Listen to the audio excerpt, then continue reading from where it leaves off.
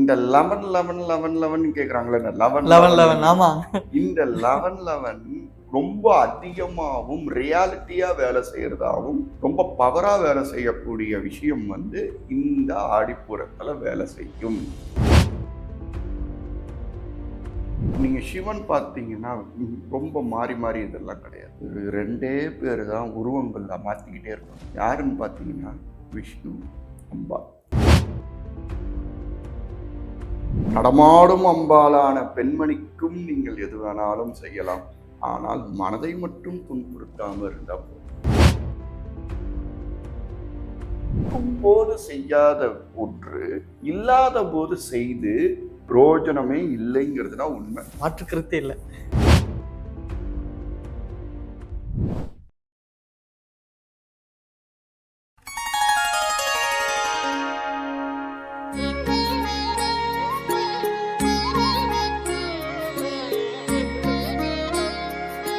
இப்போ ஆடி மாசம்னு சொல்லும்போது நிறைய பண்டிகைகள் கொண்டாடிட்டே இருக்கிறாங்க. நிறைய நம்ம கொண்டாட்டங்களுக்கும் சந்தோஷத்துக்கும் அளவே இல்லைன்னு இல்லாம சொல்லலாம். இருக்கு. அந்த மாதிரி அதுல ஒரு முக்கியமான ஒரு நாள் ஆடிப்பூரம். அதை பத்தியும் அதோட மகத்துவத்தை பத்தியும் நீங்க சொல்ல முடியுமா? கண்டிப்பா. ஆடிப்பூரம் அப்படிங்கிறது வந்து ஒரு முக்கியமான ஒரு பெண் அதாவது ஃபங்க்ஷன்ஸே வந்து மேக்சிமம் பெண்மணிகளை சார்ந்து, மகளிரோட சார்ந்துலாம் நிறையா இருக்கும். உண்மை. கேர்ள்ஸுக்கு தான் அதுக்கு நிறையா விஷயங்களை வந்து ஞானிகள், ரிஷிகள் வந்து கொடுத்துருக்காங்க. அதில் இது ஒரு ஆடிப்பூரம். அதனால இந்த ஆடிப்பூரம் என்னன்னு கேட்டிங்கன்னா, அது நம்ம வரலட்சுமி இதெல்லாம் பார்த்தா மாதிரி இது ஒரு சின்னதாக ஒன்று பார்த்துருவோம். என்னன்னு பார்த்தீங்கன்னா, அம்பாள் ஆண்டாள் பிறந்த ஒரு ஒரு இதுவாகும். அதாவது அவதரித்த ஒரு நாளாகும். பார்வதி அம்மா அவதரித்த நாளாகவும் ஒரு புராணத்துல சொல்லப்படுது. அதோட நட்சத்திரமான ஒரு விஷயம் என்னன்னு பார்த்தேன்னா ஆடிப்பூரம். ஸோ அதனால ஆடிப்பூரத்தை நம்ம விமர்சனமா கொண்டாடுறோங்கிறது, கொண்டாடப்படுகிறதுங்கிறது ஒரு ஷார்ட்டான ஒரு விஷயம். சரி, ரைட்டு. இந்த ஆடிப்பூரத்துக்கு நான் எப்போதுமே வந்து ஒவ்வொன்றுக்கும் ஒன்று அனலைஸ் பண்ணுவேன். புரட்டாசி மாதத்துலேருந்து ஆடி மாதம் மாரியம்மனோட விஷயத்துலேருந்து ஒவ்வொன்றுக்கும் நான் அனலைஸ் பண்ணி வச்சுருக்கேன். அந்த மாதிரி நம்மளோட ஆடி மாதம் வரக்கூடிய ஆடிப்பூரம் அப்படிங்கிற ஒரு இதுக்கும் நான் வந்து ஒரு முக்கியமான இது இருக்கு. ஆடிப்பூரம் அப்படிங்கிறது வந்து நம்மளுக்கு வளையலால் அலங்கரித்து அம்பாலை வந்து வளையலால் பார்க்க இது பண்ணி அது சொல்லக்கூடிய ஒரு முக்கியமான ஒரு விஷயம்தான் ஆடிப்பூரம். இந்த ஆடிப்பூரத்துல ஜாதக ரீதியில என்னன்னு பார்த்தீங்கன்னா, மேஷம், ரிஷபம், மிதுனம், கடகம், சிம்மம். 5ஆம் இடம் சிம்மம். மேஷத்திலேருந்து 11வது நட்சத்திரம், அதாவது அஸ்வினியில ஆரம்பிக்குது நட்சத்திரம். அந்த அஸ்வினி நட்சத்திரத்திலேருந்து 11வது நட்சத்திரம் பூரம். மேஷத்திலேருந்து 11வது பாவம் கும்பம். இந்த 11 11 11 11 கேக்குறாங்களே, இந்த 11 11 ஆமா. இந்த 11 11 ரொம்ப அதிகமாகவும் ரியாலிட்டியா வேலை செய்யறதாகவும் ரொம்ப பவரா வேலை செய்யக்கூடிய விஷயம் வந்து இந்த ஆடிப்பூரத்துல வேலை செய்யும். அருமை. 11வது நட்சத்திரமான பூரம் 11வது பாவமான மேஷத்திலிருந்து 11வது பாவமான கும்பத்தை பார்ப்பதினால் அது மாத்திரமில்லாமல் சிம்மத்துக்கு 11ஆம் இடமான மிதுனம் வந்து கையும் சொல்லப்படுது. கையில தான் நம்ம வளையல் தான் போறோம். ஸோ அதனால அந்த நம்மளுக்கு ஆதாயமா வரணும் அப்படிங்கிறதுக்காகவும் அந்த நாளில் நீங்க 11 வேண்டும் போது மிகப்பெரிய நல்ல விஷயத்தையும் அம்பாள் பரிபூர்ணமா ஒரு இதையும் கொடுத்துருவா. ஆஹா, அருமையா சொன்னீங்க. நீங்க ஆடிப்பூரம்னாலே பெண்களுக்கு அப்படின்ற முக்கியத்துவம் அப்படின்னு சொன்னீங்க. பெண்கள்னாலே அழகுதான். அதுலயும் அவங்களுடைய கண்களும் கழுத்தும் ரொம்ப அழகானது. கைகளுக்கு மட்டும்தான் வளையல் இடணுமா, இல்ல வேற ஏதாவது பண்ணலாம்? அதாவது இது ரொம்ப ரொம்ப இந்தவான கேள்வி. இது நம்ம வந்து பொதுவா நம்ம வந்து இதோட பாரம்பரிய ரீதியில அந்த கை விரல் இதுக்கு போடுறதுக்கு ஒரு விஷயம் சொல்லப்பட்டிருக்கு. அதுக்காக ஒரு பெண்ணுக்கு வந்து ஒரு புடவை கொடுக்கக்கூடாதுன்னும், இல்லைன்னா வந்து கழுத்து கழுத்துக்கு மஞ்சள் கயிறோ இல்ல நம்மளை விட அந்த மென்மை, மெலோடியை உருவமாக பார்க்கணும்னா பெண்ணை தான் பார்க்கலாம். உண்மை. இதுதான் உண்மை. அதாவது இந்த வீணை இருக்கு இல்லையா, அந்த வீணையோட சத்தம் நம்ம கேட்கலாம். அந்த வீணையோட சத்தம் ஒரு உருவமா இருக்கணும்னா அது பெண்மை. உண்மை. அந்த அளவுக்கு அது இருக்கு. அதனாலதான் அம்பாள் வந்து மாயை அப்படிங்கக்கூடிய ஒரு மிகப்பெரிய ஒரு உருவத்தை கொடுக்குற அம்பாள். அதாவது நீங்க சிவன் பார்த்தீங்கன்னா ரொம்ப மாறி மாறி இதெல்லாம் கிடையாது. ஒரு 2 பேர் தான் உருவங்கள்ல மாத்திக்கிட்டே இருப்பாங்க. யாருன்னு பார்த்தீங்கன்னா விஷ்ணு, அம்பாள். அம்பாளுக்கு மாத்திரம்தான் அத்தனை பெயர்கள். அதே மாதிரி அந்த அம்பாள் நீங்க எந்த அம்பாளாலும் பாருங்க, மீனாட்சி அம்பாளா இருக்கட்டும், ஆண்டாளா இருக்கட்டும், சீத்தையா இருக்கட்டும், அவங்க கர்ப்பத்திலிருந்து வந்தவங்களா இருக்கவே மாட்டாங்க. உண்மை.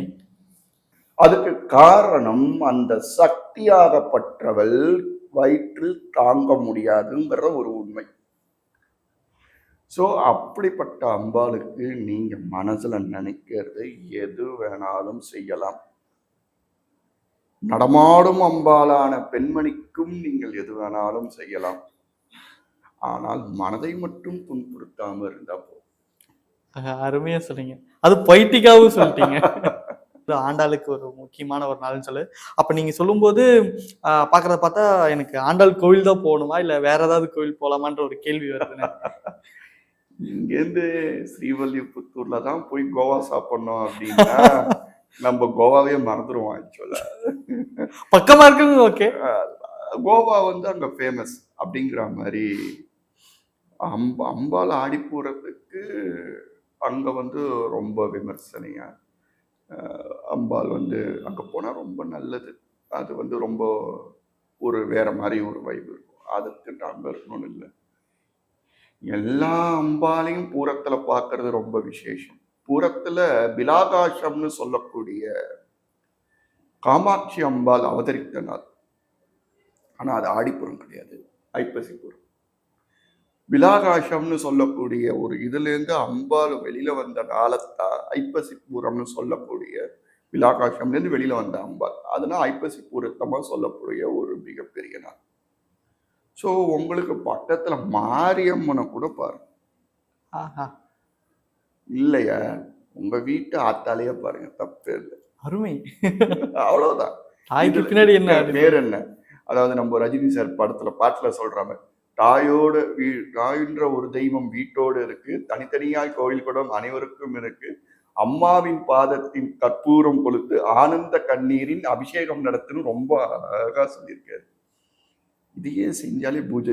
இப்ப நீங்க கேட்டீங்களே, பணத்தாலையும் மிதவாலையும் செய்ய முடியாத ஒரு இதுக்கு இது வந்து செய்யலாமாங்க அப்படின்னு கேட்கும்போது, முதல்ல பாசத்துனாலையும் நடைமுறைனாலையும் உங்களோட கேரக்டரோட விஷயங்களாலையும் மற்றவங்களை வந்து விலக்கி வாங்காதீங்க, அவங்கள புரிய வைங்க, அந்த பாசத்தினால வாழுங்க. அதாவது நான் என்ன சொல்றேன், இருக்கும் போது செய்யாத ஒன்று இல்லாத போது செய்து பிரயோஜனமே இல்லைங்கிறது தான் உண்மை. மாற்றுக்கருத்தே இல்லை. ஸோ இருக்கும் போது செய்யுங்க. இங்கேருந்து திட்டிக்கிட்டே இருப்பாங்க, ஊருக்கு போனதுக்கு அப்புறம் சே நீ இல்லாம நான் உன்னை ரொம்ப மிஸ் பண்றேன். எதுக்கு இருக்கும்போது திட்டுவானே, அப்புறம் அங்க போகும்போது மிஸ் பண்ணுவானே, எதுக்கு? அனாவசியம் இல்லையா? இருக்கும்போது திட்டாம இருங்க. ஒரு உயிர் இருக்கும்போது அதை வந்து கஷ்டப்படுத்தாம இருங்க, சிரமப்படுத்தாம இருங்க. லவ் பண்ணுங்க. லவ் பண்ணதான் நம்ம இன்னைக்கு இருக்கோம். ஹார்ட் பீட் டக் டக் டக் டக் டக் டக் அடிச்சுக்கிட்டே தான் இருக்கும். உங்களுக்கு அடிக்குது, எனக்கு அடிக்குது. உங்களுக்கு இப்படி அடிக்கும்போது எனக்கு இப்படி விரிக்குதா, இல்லை எனக்கு இப்படி விரியும் போது உங்களுக்கு 2 பேருக்கும் ஒரே மாதிரி இப்படி ஆகுதான்னு நம்மளுக்கு தெரியாது. எவ்வளவு செகண்ட் எவ்வளோ விஷயம்னு நம்மளுக்கு தெரியாது. ஆனா அது பட்டு பட்டுன்னு அதோட வேலையை செஞ்சுக்கிட்டு தான் இருக்கு. இந்த செகண்ட் மாத்திரம்தான், நாள் கூட கிடையாது, இந்த நொடி மாத்திரம்தான் நித்தியம், அதாவது உண்மைன்னு சொல்லப்பட்டிருக்கு. அதுதான் நம்மளுக்கு நடக்குது, நடவடிக்கைக்கு நல்லது. அதுக்கே நம்ம வந்து இவன் பெரியவனா அவன் பெரியவனா அவன் பெரியவனா இவன் பெரியவனான்னு பார்க்குறோம். ஸோ பெண்களை வந்து கொஞ்சம் இது பண்ணாமையோ அவர்களுக்கு வந்து ஒரு பெயின் கொடுக்காமையோ, அதே மாதிரி நீங்க என்ன கேள்வி கேட்டீங்க? அந்த அதாவது ஆண்டாள் கோவிலுக்கு ஆண்டாள் மட்டும்தான். கோயில் இது. அந்த மாதிரி ஆண்டாளோட கோயிலுக்கு போய் தான் நம்ம செய்யணுங்கிறது கிடையாது. உங்க வீட்டு ஆண்டாளை முதல்ல நல்லா கவனிக்கிறீங்களான்னு பாருங்க. மனையா இருந்தாலும் சரி, தாயா இருந்தாலும் சரி. அருமை. அதுக்கப்புறம் வீட்டுல இருக்கிற அம்பால ஆண்டாளை அப்புறம் கவனிங்க. அப்புறம் கோயில்ல இருக்கிற ஆண்டாளை நல்லா கவனிங்க. அப்புறம் ஆண்டாளை போய் பார்க்கலாம் ஸ்ரீவல்லிபுத்தூர்ல. சூப்பரா சொன்னீங்க. ஏன்னா இருந்தாலும் ஒரு சின்ன வருத்தம்ண்ணே. நீங்க வந்து ஆடிப்புறம்னா பெண்களுக்கு மட்டும்தான் அப்படின்னு சொல்லிட்டீங்க. எனக்கு ரொம்ப வருத்தம்ண்ணே. ஆண்களுக்கு இல்லையே அப்படின்னு. அதாவது பெண்களை சந்தோஷம் நம்ம படுத்த நம்மளுக்கு 16 வகையான செல்வங்களும் ஆட்டோமேட்டிக்கா நடக்குங்கிறது உண்மை. ம். அப்போ சில ஆண்களுக்கு ஒரு கேள்வி கேட்கும், நம்ம சந்தோஷம் படுத்துறோமே, ஆனா நம்மளுக்கு பெயின் கொடுக்குறாங்களே அப்படின்னு. அந்த பெயினை வந்து மனசுல ஏத்தாதீங்கன்னு சொல்றேன். அந்த மனசுல அதை ஏத்தாம நீங்க மட்டும் நல்லதை செஞ்சுக்கிட்டே இருங்க. ஒரு காலத்துல உங்களை அந்த பெண்மணி புரிஞ்சுப்பாங்க. இல்ல ஒரு புரிஞ்சுக்கக்கூடிய ஆத்மாக்கள் உங்களை தேடி வரும். அப்போ ஒரு சந்தோஷம் கிடைக்கும். வெயிட் பண்ணுங்க. வெயிட் தான் ரொம்ப முக்கியம். அதனால நீங்க கேட்ட கேள்விக்கு எல்லா பண்டிகையும் பெண்களை சார்ந்து இருப்பதுங்கிறது உண்மை.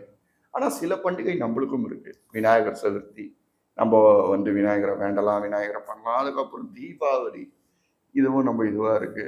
கார்த்திகை இது சபரிமலை போறது, இதெல்லாமே நிறைய இருக்கு. ஆனா பெண்களுக்கு அதிகம். அது ஏன்னா நான் சொன்ன மாதிரி நம்ம வந்து ஒரு உருவம் இல்லையா? அதாவது சிவன் அப்படிங்கிறது வந்து ஒரு உருவம். நம்மளுக்குள்ள இருக்கிற சக்தி இருக்குல்ல, அது அம்பாள். கண்ணுக்கே தெரியாத ஒன்று. உருவம் மட்டும் இருந்ததுன்னா அவங்க வந்து நாள் முடிஞ்சதுன்னு அர்த்தம். அதுக்குள்ள ஒரு சக்தி இருந்ததுன்னா அவங்க இருக்காங்கன்னு அர்த்தம் இல்லையா? ஸோ அந்த மாதிரி அந்த அம்பால உள்ள இருக்காங்க அப்படின்னு நினைக்கக்கூடிய ஒரு மிகப்பெரிய விஷயம்தான் சக்திங்கிறது. ஒரு நளினம், அவங்களோட ஒரு பணிவு. அதாவது நான் வந்து அனைத்து சாமுந்திரிகா லட்சணமும் அடங்கியுள்ள ஒரு பெண்மணியை மட்டும் பேசிட்டு இருக்கேன். சாமுந்திரிகா லட்சணம்னா நான் சொல்றது வந்து உண்மையில் பார்வையில் இருக்கக்கூடிய சாமுந்திரிகா லட்சணம் இல்லை, நடவடிக்கையில் இருக்கக்கூடிய சாமுந்திரிகா லட்சணத்தை பத்தி நான் பேசிட்டு இருக்கேன். சோ அந்த சாமுந்திரிகா லட்சணம் உள்ள பெண்களும் வந்து ரொம்ப மென்மை, ரொம்ப இது அவங்களுக்கு செஞ்சுட்டாலே இது நல்லதா போயிடும்.